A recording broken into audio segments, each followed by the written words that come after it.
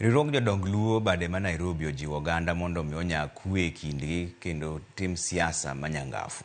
Ka otelnegi gi ogai margi Tom Jodongo, jodongo go siro dwaro mar kanyakla mar Luo kod jiwo achiel mar jopiny. Jodongo go bende nojiwo rawere ni kik giring oko mar dwaro mag Luo, kitgi gi timbegi, kata obedo ni sani gimako motegno lony manyasani.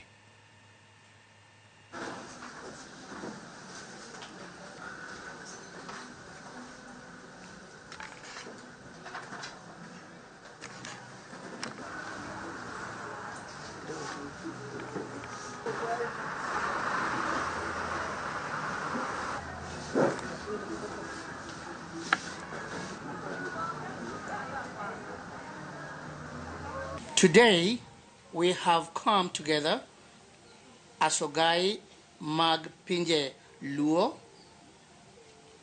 to address three important matters that touch the very heart of our people. That is one, unity and peace.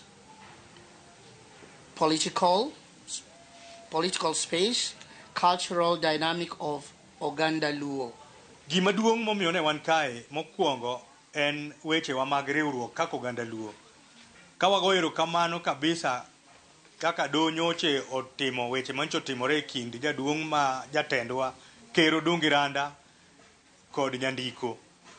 Ne giwacho ni mondo joluo oring kanyakla kendo mondo oriwre owuoth kanyakla.